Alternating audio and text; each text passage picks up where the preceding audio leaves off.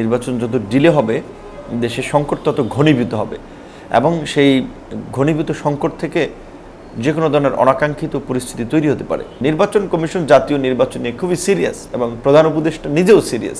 প্রাণ coffee candy, কররা কফির কঠিন স্বাদে হাইকে বলো বাই। প্রাণ কফি ক্যান্ডি, হাইকে বলো বাই। জাতীয় নির্বাচন এখন টক অফ দ্য টাউন এবং আমাদের সকলের কাছেই একটা গুরুত্বপূর্ণ বিষয়।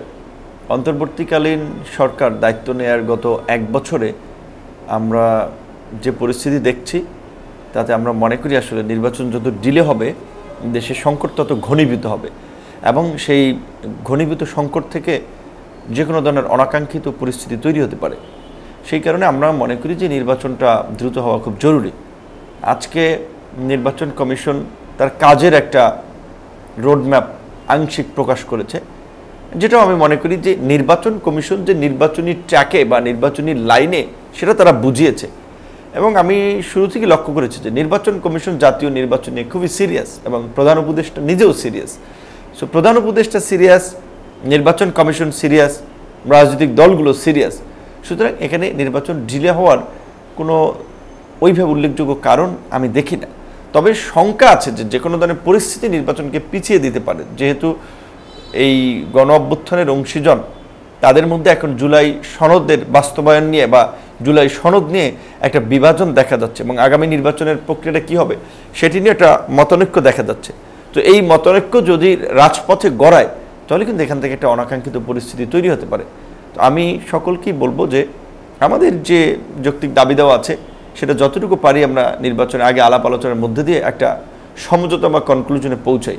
এবং বিশেষ করে এই জুলাই গণ অভ্যুত্থানের এতগুলো মানুষ জীবন দিয়েছে, পঙ্গুত্ব বরণ করেছে, তাদের এত ত্যাগ, সেক্ষেত্রে এই যে মানুষের যে নতুন বাংলাদেশ বিনির্মাণে রাষ্ট্র সংস্কারের আকাঙ্ক্ষা তৈরি হয়েছে এবং সেটার বাস্তবায়নের জন্য এতগুলো দলকে নিয়ে জাতীয় ঐক্যমত্য কমিশন মাসের পর মাস মিটিং করে একটা জুলাই সনদ বা জাতীয় সনদ আপনার তৈরি করেছে। এই সনদের ভিত্তিতে আগামীতে নির্বাচন হওয়া উচিত এবং এই সনদের বাস্তবায়নে রাজনৈতিক দলগুলো যে আইনি ভিত্তি চাচ্ছে সেটাও যৌক্তিক। এই বিষয়গুলোতে একমত হলে রাজনৈতিক দলগুলোর মধ্যে আর নির্বাচনী তারিখ সেটা ফেব্রুয়ারিতে হোক কিংবা তার আগে হোক এই বিষয়ে বোধহয় খুব বেশি বিভাজন থাকে না। আর সরকার যেহেতু সিরিয়াস, আমার মনে হয় যেখানে একটু গ্যাপ আছে এই আলাপটুকু করে নির্বাচনের দিকে আমাদের সকলের যাওয়া উচিত। নির্বাচন ডিলে হলে সেটা দেশে অর্থনৈতিক, সামাজিক, রাজনৈতিক বিপর্যয় তৈরি করতে পারে, সেটা কারোর জন্য মঙ্গলজনক হবে না।